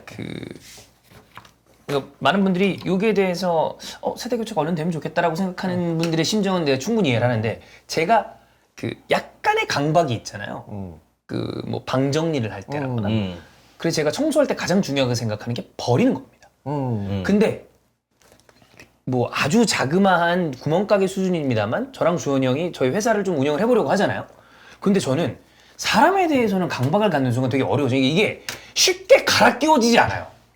어떤 강박? 그러니까 이게 내가 무슨 얘기를 하려고 그러냐면 축구를 보는 분들이 클럽팀의 스쿼드나 대표팀의 스쿼드를 볼 때 마치 물건을 정리하듯 될 수 있을 거라는 생각을 하시는 경우들이 있는 것 같은데 사람은 생각보다 그렇게 안 됩니다. 그거 안 되죠. 그러니까 물건을 그냥 버리고 새로 사면 돼. 게임에서도 스쿼드에서 얘 빼, 얘 넣으면 되는데 사람은 만약에 예를 들어 재구가 미안하다 농담이야. 제가 마음에 안 들어요. 그러면 얘 빼고 누구 넣어. 근데 그러는 순간 시스템이 무너지는 수가 생기는 게 그럼 주변에 있는 동료들이 야 여긴 사람이 이렇게 잘라? 깠네. 그치. 라는 얘기를 할 수도 있고요. 제국이가 나가갖고 저 새끼를 부당해고 했습니다. 이렇게 될 수도 있는 거고. 그러니까 생각보다 사람을 바꿔 끼는 건 꽤 어렵다. 어려워요. 그러니까 이게 물건을 버리고 넣고가 아니고 게임에서 사람을 넣고 바꾸고 아니기 때문에 요거는 우리가 생각하는 것보단 기간이 좀 필요할 수도 있습니다. 그리고 감독이 바뀌면 알아서 바뀝니다, 사실. 네, 취향이 그것도 있기 있죠. 때문에. 왜냐면 정우영이 클린스만 원디로 안 뽑히잖아요. 맞아요. 근데 또 정우영 그리워하는 사람들도 있잖아요. 그러니까 정우영 선수가 안 뽑히다 보니 이제 그냥 그런가 보다. 황선홍 감독 임시 감독 왔는데도 이제 조금 어쩔 수 없는 거예요. 그런 이거는 생각이 들었죠. 순리대로 가야죠. 뭐 빼라 넣어라 이거는 또 그 분위기라는 게 대표팀 그쵸. 그때 유지가 돼야 되는 네. 또 포인트들도 있긴 하거든요. 그 어떤 마음으로 얘기하시는지는 충분히 이해가 가는데 요거는 좀 절충안이 좀 필요할 수 있을 가능성에 대해서는 좀 더 고려를 해보는 게 좋다. 오버랩을 잘 시켜야죠. 맞아. 네. 근데 슬슬 대표팀의 왼쪽 풀백들 그다음에 이제 수비수들 풀도 점차 넓혀갈 필요는 있습니다. 저는 그래서 지금 늘 말씀하신 나오는 네. 사람들만 나오니까 약간 아까 그래서 얘기했던 게 제가 왼쪽에 박규현, 이태석이랑 오른쪽에 황재원, 최준 얘기를 했던 게 아마 오늘 올라올 거예요. 저희가 저랑 덕현이랑 주원이 형이랑 내 맘대로 대표팀 23인 로스터 올라온 것 같은데? 올라왔어요? 네. 거기에다가 그 얘기를 했어요.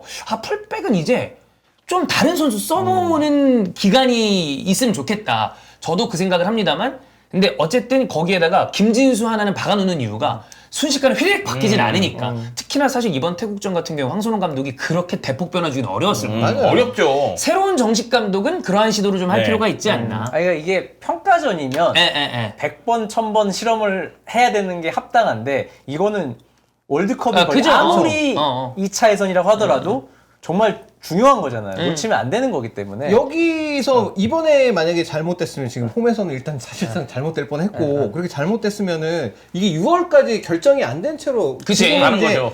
지금은 거의 우리는 3차에서 나가는 게 돼 있지만 6월까지 결정이 안 돼. 그럼 6월 또 되게 집중해가지고 또 경기를 치러야 되잖아요. 그럼 그 부담감이 신인 감독 그때 뽑혔다고 쳐도 그 얼마 한 달도 안 돼가지고 그러면 그 급하게 그렇게 그렇지. 그게 되게 부담이 클 거 아니야. 그래서 이거는 황선홍 감독 입장에서 뭐 어쩔 수 없었던 그런 부분이라 보이고 6월에 누군가가 오면 확 바뀌진 않더라도 저는 꽤 네. 바뀔 수 있다고 봅니다. 왜냐면 그 사람이 오면 월드컵을 바라보면서 가는 그치. 사람이잖아요. 2년 보면서. 그러니까 사실 클린스만은 논외로 합시다. 왜냐면 뭐 장기 플랜도 없었고 단기 플랜도 없었고 경기를 보지도 않았고 K리그를. 그 사람은 질겜러요.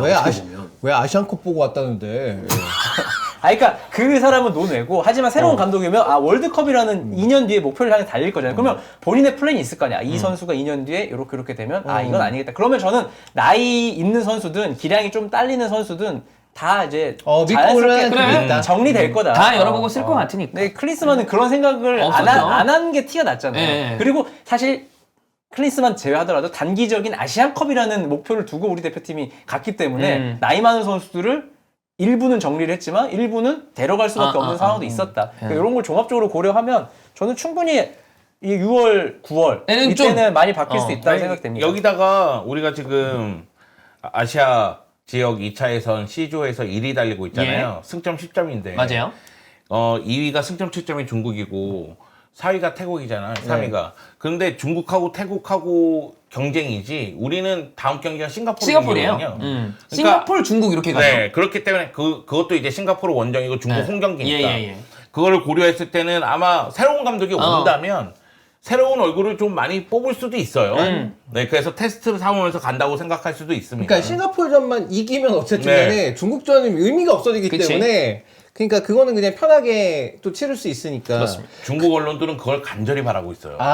네. 그거는 근데 그거는 일단 자기들이 태국이랑 경기를 잘 치르고 나서 어차피 태국하고 경기에서 한 차례 이겼고 한 차례 남았거든요. 그러니까 근데 그거- 중국이 싱가포르하고 무승부를 한 번 하는 바람에 그치. 그러니까 그걸 잘 치르고 나서 생각할 일이 뭘 여튼 네. 뭐 그렇습니다. 아니 그래서 클린스만이 참 같은 게 뭐냐면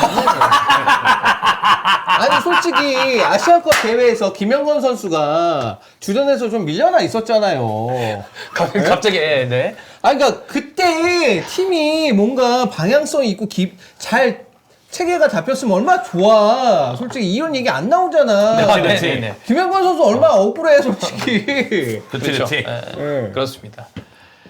잠깐 나왔지만 저는 개인적으로 역시 항상 대표팀 언저리 있었으면 좋겠다고 생각하는 선수 송민규. 아, 일단 표정으로 제압한다. 네, 송민규 좋죠. 저는 뭔가 저 선수를 바로 약 올릴 것 같은 그 느낌. 특유의 바이브가 있어요. 근데 포지션을 많이 쓸 수 있어서 오른쪽 왼쪽 가운데도 돼서 그래, 심지어 톱도 다 돼. 편해요.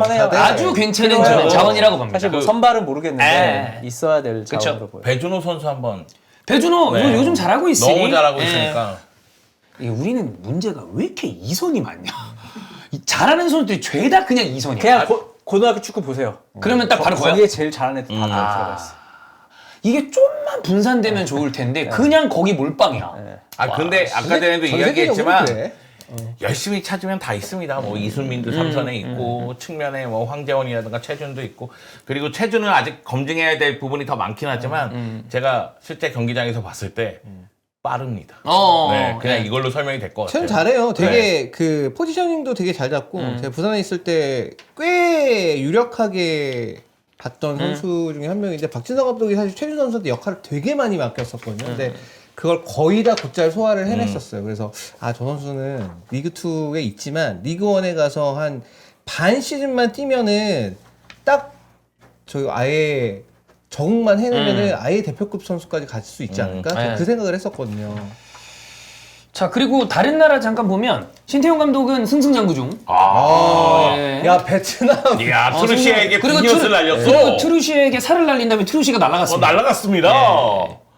네. 근데 개인적으로는 그 아시안컵 때 트루시에 감독이 그래도 뭔가 좀 그림이 있나라고 생각을 하는 경기가 일본전이라거나. 근데 뭐 그러다가 근데 사실 결과 이 정도로 못 내면 날아가야죠. 아니 트루시에 감독이 일본 대표팀 마치고 나서는 계속 내리막길 아니야? 맞아요. 그때부터 내려갔으면 지하실인데 지금. 아니, 지하실, 지금까지 진짜 지하실이야. 지하실이요. 이 양반이 보니까 일본 대표팀 맡았을 때가 자기 인생 커리어의 고점. 정점이야. 어. 그때 뭐 아시안컵 우승하고 무슨 컨페데레이션컵 준우승하고 네. 일본 월드컵 팀 맡아가지고 16강 나가고 근데 16강 나갈 때까지는 좋았는데 한국이 4강 갈 줄 몰랐죠. 베트남 경기 거기서 그냥 중계 안 하고 봤거든요. 아, 네. 아시안컵에서. 이제 제가 본 느낌은 트루시에 감독이 약간 그 베트남의 수준보다 좀 높은 전술을 들고 온 것 같아요. 우리도 한 단계 이걸 뛰어넘어야 된다. 이런 축구 해야 된다. 왜냐면 베트남은 박항서 감독 때는 3-5-2로 해서 사실 수비 단단하게 그치. 하고 정말 단순한 축구에서 맞아. 꽝아이 왼발 한 방 어. 아니면 뒤로 빠진 거 빠릿빠릿해서 들어가서 마무리 이런 걸로 이제 재미를 봤는데 그것보다는 좀 우리도 조금이라도 주도하면서 플레이를 하겠다 해서 일본이 그때 좀 당황했거든요. 얘들 수비만 하는 게 아니네 왜 하면서 이러지? 맞아. 막 2005년생인가 이런 선수 막 쓰면서 네. 되게 그 경기는 잘했는데 이제 그게 이게 현실 파악을 조금 너무 이상적으로 전술을 짰다는 생각이 들어요. 지금 결과적으로 볼 때. 그러니까 너무 괴리감이 오바야. 컸구나. 오바. 그래서 오히려 전술에 대한 거는 박항서 감독 있을 때보다 트루시에 있을 때 좀 더 했는데 맞아요, 그 있어. 결과가 안 있어. 나오는 거지. 어. 그런 축구를 네. 하면. 근데 사실 그 정도 근데- 국가는 나는 무조건 결과가 나와야 된다고. 봐. 결과를 위해서 축구를 하는데 그래 지금. 결과 안 나면 무슨 소용이 있어. 아니, 그러니까- 과정은 진짜 아름답습니다. 그리고 근데 당연히 졌어. 선수하면 그러니까 베트남 축구협회에서도 보니까 트루시에 감독을 연령별 대표팀 감독을 시켰고 그다음에 뭐 여기도 전력 강화위 위원회 뭐 이런 거 있는데 거기에 책임자로 트루시에 감독을 좀 그 안 쳤더라고요. 그게 이제 박항서 감독 있었던 데랑 겹쳐요. 예. 그러니까 트루시에 감독이 이제 그 연령별 대표팀도 맡고 이렇게 쭉 왔으니 네, 본인은 이제 이 선수들이라면 해낼 수 있어. 근데 제가 봤을 땐 그거 같아. 자기의 능력을 너무 과대평가한 것이 아닐까. 나도 그런 것 같아. 예, 옛날에 일본 대표팀이 한번 잘 됐으니까 그치. 그때 그 생각을 가지고 계속 가는데 그 뒤로 아프리카 다니면서 계속 막 중간에 뭐 두 달하고 잘리고 막 잘안 이래요. 됐어. 그러니까 이게 왜 그러냐니까 보니까 생각해보니까 트루시 감독이 그때마다 내가 잘못해서라기보다 아마 이랬을 것 같아. 내가 이들이 못 시간만 따라온다. 주면 이거 되는 건데 이것도 안 나는 되네. 다 계획이 있고 성공시킬 수 있는 능력이 있는데 그러니까 그게 정확하게 검증받을 기회가 없었던 것 같아요. 그 이후에. 어쨌든 신태용 감독은 그 트루시를 날리면서 몇십 년 만에 베트남 원정에서 승리를 한 건데 신태용 감독이랑 그래도 꽤 오랫동안 같이 동고동락했잖아요. 네. 인도네시아에서 잘 될 거라고 생각하셨죠? 저는 오히려 그런 조금 밑에서 재미를 느끼세요. 그런 거에. 좀 성장시키고 약간 이런 거. 성장시키는 거. 그러니까 신태용 감독이 은근히 도전적인 선택들을 꽤 하거든요. 그쵸. 그러니까 어떻게 보면 무모하다고 볼 수 있지만 FM 하다가도 그냥 공격수 계속 넣더라고. 막 그렇잖아. 그러니까 그냥 계속 넣어. 그러니까 그 신태용 감독이 그런 게 있다니까. 그러니까 딱 자기가 꽂히면 해야 돼. 그래. 근데 선수들은 이거 갑자기 불안한데 이런 느낌을 받을 수 있는데 오히려 좀 수준 높은 팀에서는 그러면 약간 시스템이 무너질 수 그렇지. 있지만 인도네시아는 피파 랭킹 최하입니다. 지금 맞아요. 아시아에서 아시아컵 나가는 팀 중에 최하위에서 그 위에 왔다 갔다 해요. 그러니까 잃을 게 없잖아요. 그러니까 본인이 하고 싶은 거 하고 또 인도네시아가 인구가 2억 5천에 3억 3억, 사이입니다. 맞아요. 여기에 그러니까 이거야 신태용 감독. 우리는 귀하 선수 안 씁니다. 말레이시아는 귀하 선수가 있어요. 많지. 예, 근데 우리는 귀하 아니야. 우리 혼혈이야. 음. 인도네시아인 뽑는 거야. 어. 그러니까 내부에서도 자국에서 비판이 있었어. 아, 왜 자꾸 외국 선수 데려오냐. 어. 근데 신태용 감독 아니다. 인도네시아다. 인도네시아 피가 있다 해가지고 나인골란이 지금 태어났었어야 돼. 그렇지. 지금 나인골란. 선수여야 돼. 인도네시아계잖아. 나인골란. 네, 그걸로 이제 이걸 정면 돌파해서 지금 유럽 한 바퀴 돌고 계속 정말 맞나 봐. 뽑을 선수가 정말 맞나 봐. 뭐 우리는 사실 숫자적으로 이게 뭐 옌스 카스트로, 뭐 마빈박밖에 예. 없잖아. 솔직히 우리가 네이더에 있는 사람들. 그치. 거기는 진짜 많아가지고 숫자가 신동 감독이 보러 다니더라고. 네덜란드 식민지였잖아. 그래. 그러니까. 예. 그래서 네덜란드, 벨기에 이런 쪽에 많이 맞아. 살거든요. 벨기에도 좀 예. 그래 있더라. 거기 많어 그래서 네. 그래서- 보면은 네덜란드랑 벨기에 어차피 붙어 있고 왔다 갔다 하니까. 얼마 전에 연락 왔어요 회사로. 신태용 감독. 왜? FM 설치하는 법 좀 알려달라고 진짜 하고 싶다고. 콘텐츠 말고 따로 연락이 와서. 아니, 근데 그- 진짜 재밌었나 봐. 그 옆에 통역하는 분이 되게 젊고 해서 알 텐데. 근데 이제 더 좀 디테일하게 좀 하려고. 예. 그리고 그게 그거 하다가 또 감독직 소홀한다. 우리 학업의 문제. FM은 그 학업, 대학교 진학의 큰 걸림돌입니다. 아니야. 저도 한번 저는 CM에 중3 때 빠져서 그 CM이 이렇게 챔피언십 매니저. 공부를 진짜 한 2달 동안 아예 안 했어요. 엄마 몰래 이불 이렇게 모니터에 뒤집어 쓰고 진짜? 네, 그 정도로 했어요, 씨. 이 아니야. 중독성이 되게 높은 게임 아니에요? 신태용 감독은 인터뷰할 때 대표팀 갖고 AI 돌리고 있다. 그거 아니야? 그런 신동도 데는 거기서 거냐. 인도네시아 국적 찾으려 그런 거 아니야? 그럴 수도 있지. 옛날에 필리핀에 그 형제 있어요. 무슨 그래 맞아. 무슨 잘생긴 형제 있어. 혼혈. 잉글랜드 축구협회 소속했다면 오브리그에 뛰고 있었어. 누가 FM에 찾아가지고 필리핀 이게 축구협회에 아니야. 제보했어. 이런 선수 있으니까 설득하라고. 필리핀은 그렇게 해서 대표팀이 구성이 됐어. 그러니까 진짜 학생인가? FM 하다가 필리핀 계열이다. 그래가지고 대표팀에 계속 알려줘가지고 대표팀이 그렇게 해서 구성이 됐다니까. 이름도 영 허스밴드야. 젊은 아니 젊은 근데 남편. 둘 다 거의 그 필리핀 대표팀의 에이스야. 그리고- 둘 다 공격수야. 잘생겼어. 형 한번 얘기했다. 그리고 필리핀 유명 연예인들이랑 그래. 사귀었어. 그래. 스타야. 그거 좋네. 지금은 뭐 결혼했는지 모르겠지만 네. 어쨌든 영 허스밴드 형제는 얘 은퇴했을 거예요. 나이가 좀 많아. 86, 87 뭐 이 정도 나이 때문에 일어났는데 87은 아주 젊죠. FM이 도움이 아예 안 되진 않습니다. 아니, FM 하는데 그때 이렇게 신재원 선수는 이렇게 보고 이거 성남 보고 이렇게 하는 선수들을 그 다 방송에 편집본에는 안 나갔는데 디테일한 습관까지 다 빼고 있더라고. 그래서 이분이 진짜 리얼 진심으로 재미를 느끼고 있구나. 이래서 얘는 안 돼. 이렇게 해서 얘 이번에 지금 넣어야 돼. 그거 하다가 그때 진짜 흥미를 느끼셨는지 전화가 와서 야 다시 근데 진짜 약간 국적 선수들 한번 뒤져보는 데는 아이고. DB로 좋잖아. 한 번에 찾기 쉽. 너무 좋죠. 물론 그게 맞아요. 100% 실력이 어려울 수 있겠지만 캠핑 가서 FM 하면 진짜 재밌겠다. 혼자 조용히 집중하면서. 그냥 혼자 있고 싶으신 거 아니에요? 맞습니다. 예. 캠핑 가서 혼자 있으면은 뭘 해도 즐겁지 않을까요? 그렇죠. 그렇죠. 전원 가져가요. 드릉드릉 해가지고 꽂고 줄 해가지고 그렇습니다. 자 어쨌든 신태용 감독 잘하고 있고 출시는 날라갔고 네. 예. 그 전화기를 왜 집어 던지시죠? 혹시 화가 나셨나요? 아닙니다. 깜짝 놀랐어요. 네네네 그렇습니다. 네, 알겠습니다. 자 마지막으로 요거 하나 더 보겠습니다. 지금 바이언이 뭐 알론소 감독이 안 되면 데제르비도 생각을 하고 있다. 지금 인기가 많죠 데제르비 감독이. 예. 그리고 한국에 있는 지도자들이 유독 아르테타랑 데제르비 경기를 많이 보는 것 같아요. 브라이튼 경기 많이. 브라이튼 경기 진짜 많이 보나 봐. 조금 현실성 있다고 생각하는 지난 것 같아요. 시즌에 맨시티는 좀 너무 멀고. 골동이었으니까. 맨시티 선수 그치. 능력이 안 되는데 네. 근데 조금 이제 중위권 클럽이나 최근에 레버쿠젠 경기도 꽤 보면 알론소. 물론 레버쿠젠은 이제 브라이튼보다 조금 더 난이도 있죠, 난이도 있죠. 하는 예. 축구를 하지만 그런 것도 많이 보는 것 같고 사실은 그런 거죠.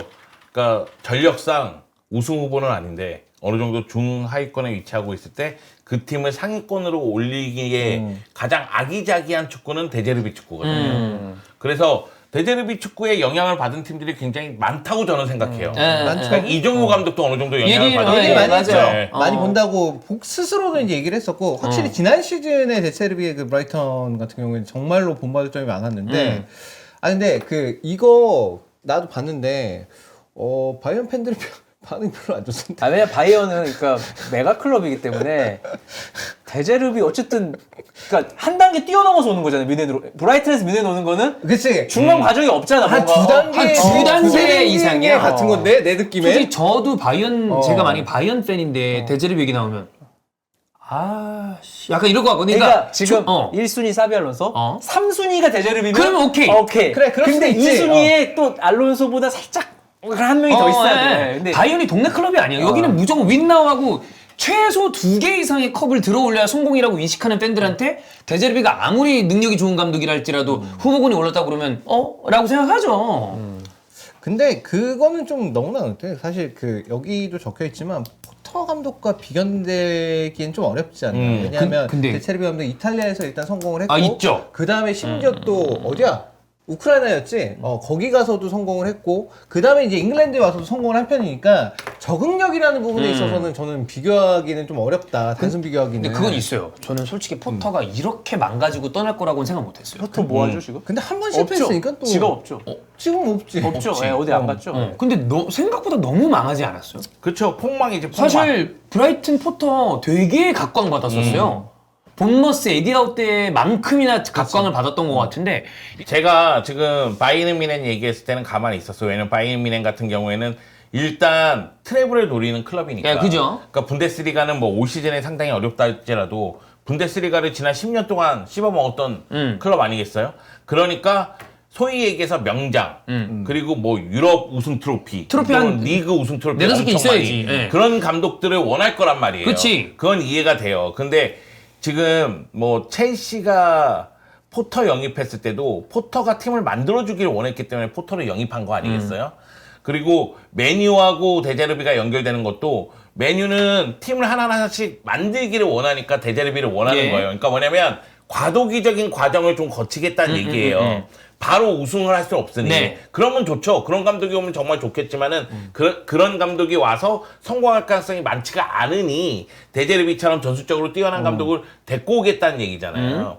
근데 이제 포터 같은 경우에는 큰 클럽 경험이 없으니 이미 실패를 한 거고 데제르비 같은 경우에는 아까 얘기했다시피 여러 리그에서 어느 정도 성공을 거뒀으니 지금 여러 클럽하고 연결이 되는 거 아니겠어요? 근데 저는 데제르비에게 관심이 있는 거는 뭐 그럴 수는 있다. 그럴 수 있다. 잘하고 있으니까. 네. 근데 그러면 만약에 세 분이 바이언 팬이라고 생각했을 때 아르테타랑 링크가 나면 그건 어떤가요? 좋은데요? 아르테타도 뭐 나쁘지 않죠. 좋은데요? 좋죠. 왜냐면 증명 위에서 증명했잖아. 그러니까 데제르비보다는 증명한 게 좀 더 많은 것이다. 위에서 증명, 그러니까 어디서 더 큰 증명했잖아. 클럽에서 둘다 보여줬으니까. 둘다 증명한 감독이긴 한데 어느 팀에서 증명했냐도 그치, 그게 중요하지. 윤회는 그게 중요하지. 사실- 러닝던, 아스널, 근데 FA컵은 뭐 초반에 따긴 했지만 사실 트로피가 없는 거는 비슷하게 볼 수 있잖아. 에이, 맨시티랑 경쟁했다는 것 자체가. 맨시티가 예. 있잖아. 맨시티가 있는데 네, 아르테타 감독 비판하기 시작하면 또 비판할 거리는 분명히 있죠. 돈 많이 썼고 그 정도 돈 쓰고 그 정도 시간이면 뭐 능력 있는 감독이면 팀 맞는다 이렇게 얘기할 수도 있겠죠. 그럼 바이언 팬 입장에서 차비는 어떤가요? 리가 우승. 아니요. 사비 알론소가 있는데 왜 사비를 차비 에르난데스 데리고 가봐. 나 갑자기 발음에 팬된 거 같아. 약간 감정이었어. 네. 사비도 스텝업을 너무 한 번에 확 한 케이스잖아요. 카타르에 있다가 차비 맞아요. 그쵸? 네.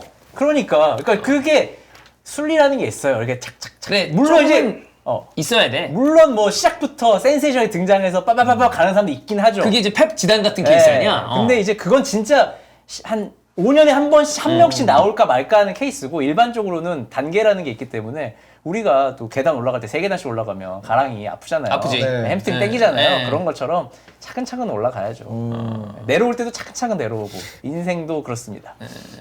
근데 올라갈 내려갈 때는 때는 엄청 미끄러질 하지만 건데? 인생이 차근차근 내려가기 어렵죠. 네. 훅훅 내려가죠. 보통 네. 인생은 그렇구나. 추락해. 올라갈 때는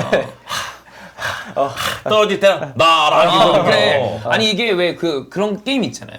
옛날에 항아리 게임.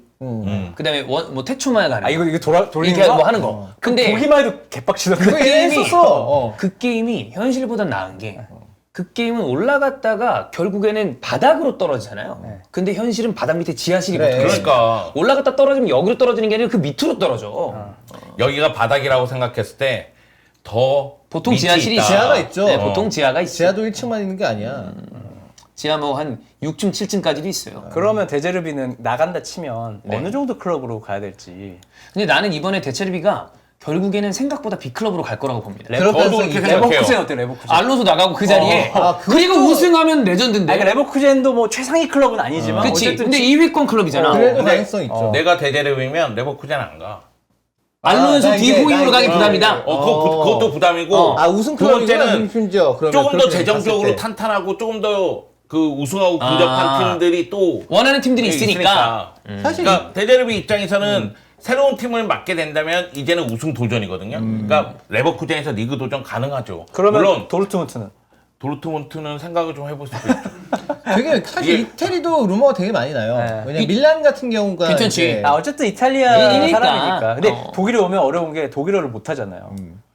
근데 근데 그게 약간 독일 사람들 맞아. 입장에서는 좀 문제가 된다고 생각하는 사람도 있긴 그 하더라고요. 중요한 부분일 테니까 그게. 네. 그 제가 레버쿠젠을 꽤 본 결과 레버쿠젠은 다음 여름에 주축 선수들이 다 나갈 가능성이 굉장히 매우 많이 커요. 빠져나갈 가능성이 크죠. 그래서 새로운 감독이 오면 하나하나 다 다시 만들어야 그치. 돼요. 쉽지 않지. 그렇습니다. 너무 잘해도 문제다. 아 근데 그러면 데체르비도 이번 시즌 힘든 게 사실 주축도 다 나가서 그런 건데 트로사르 여기 갔지.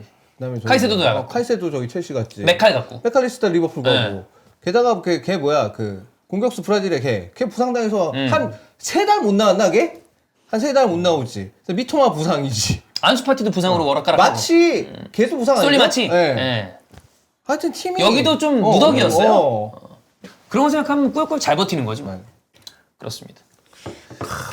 어디 가서든 좀 센세이션을 일으켰으면 좋겠다. 그러면 데제르비가 PL 클럽 위로 올라가면 환영할 수 있을 만한 팀이 있을까요? 난 지금 맨유 팬들 입장에서는 데제르비 한 2, 3년 쓸 수 있으면 괜찮을 거라고 봐요. 저도 그렇게 생각해요. 그러니까 개인적인 거 말고 그럼 어쨌든 맨유- 일반적인 맨유 팬들은 아닐 것 같아요. 아닐 것 같아서 그래, 맨유 팬들은 아닐 것 있어. 같아. 그래요? 네. 근데 저는 맨유라는 클럽이 좀 장기적으로 성장했으면 좋겠어요. 지금 퍼거슨 감독 이후로는 리그에서는 어려움을 계속 겪고 있잖아요. 근데 어떤 감독이 와서 한 번에 변화를 주기는 좀 어렵다는 생각이 들어서 그러면 데제르비 같은 감독이 와서 팀의 토대를 좀 만들어 놓으면 그 다음에는 더욱더 발전하는 게 소홀하지 않을까 그러니까 이런 생각이 지금은 들어서 그래도 요 어쨌든 간에 그 이네오스 들어오고 나서 그런 생각을 어느 정도 하고 있는 것 같긴 해요. 시스템 지금은. 만들고 어. 거기에 감독 끼우기 어, 하려고 하는 것 것 같아. 같아요. 그게 보통 일반적으로 맞는 그런 얘기기도 하고. 입장이라면 저는 사실 터나우 감독보다는 데체르비 감독이 더 적합하죠. 아. 근데 이제 그 구단 팬들이 그치. 어쨌든 잉글랜드는 그 진짜 난리치는 게 있잖아요. 기다려 줄 수 있냐 이거지. 데제르비를. 근데 우리가 얘기하는 클럽들 있잖아요. 못하면 뭐. 바이에른 뮌헨, 네.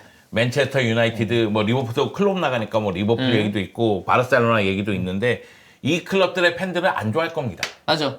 네. 왜냐면 더 확실하게 우승권을 곧장 노릴 수 있는 감독들을 바라는 수준의 클럽들이니까. 그렇죠. 그렇습니다. 자, 세레는 오면 좋아할 텐데. 좋아하겠죠. 네, 좋아할 거예요. 거기 무조건 1순위로 다 생각. 세리아는 위에 완전히 클럽들은 데체르비 다 생각할 것 같아요. 감독들은 데체르비 정도의 감독이면 다 이 정도면 괜찮아요. 어차피 이탈리아 사람이기 그래. 때문에. 금이 환영하는 느낌으로 갈 수도 네. 있겠다. 그것도 괜찮죠. 어. 이탈리아 가는 거 나쁘지 않다고 봐. 그렇습니다. 자, 그러면 오늘 히든포는 여기서 마무리하고 내일 찾아뵙도록 하겠습니다. 여러분 고맙습니다. 감사합니다.